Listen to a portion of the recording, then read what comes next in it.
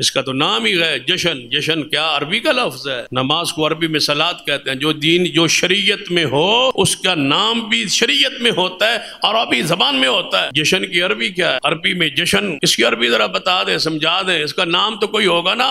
روزے کو صوم کہتے ہیں، حج کو حج کہتے ہیں، اعتکاف کو اعتکاف کہتے ہیں، عمرے کو عمرہ کہتے ہیں. ہر چیز کے لیے شرعی اصطلاح نام موجود ہے. اس جشن کے لیے کوئی عربی میں نام تو ہوگا. اگر اللہ کی طرف سے ہو، رسول اللہ کی طرف سے ہو، صحابہ کی طرف سے ہو، تو اس کا کوئی نہ کوئی نام ہوگا. تو ایک باب پورے کتب حدیث میں عید میلاد النبی کا باب موجود ہو، عید کا لفظ ہو، میلاد کا لفظ ہو اور ساتھ النبی کا لفظ ہو. ایک چیز بتا دو، ایک کتاب جس میں عید میلاد النبی کا یہ باب موجود ہو. کھولیے بخاری و مسلم، عید الفطر کی ابواب موجود، عید الاضحیٰ کی ابواب موجود، احکام موجود، نام موجود، اصطلاح موجود. اتنی کامن سنس کی سادہ سی بات بھی آپ کو سمجھنا ہے. کیا پوچھ سکتے ہیں آپ کہ عید کے لفظ کے ساتھ میلاد النبی، عید میلاد النبی کا لفظ قرآن میں، حدیث میں، دین میں کہیں موجود ہے؟ میلاد کا معنی پیدائش، نبی پاک کی پیدائش کا ذکر حدیث میں ہوگا، ساتھ عید کا لفظ نہیں ہوگا. میں دلائل کا رد اس لیے نہیں کر رہا، دلائل دیے جاتے ہیں قرآن سے بھی حدیث سے بھی کہ یہ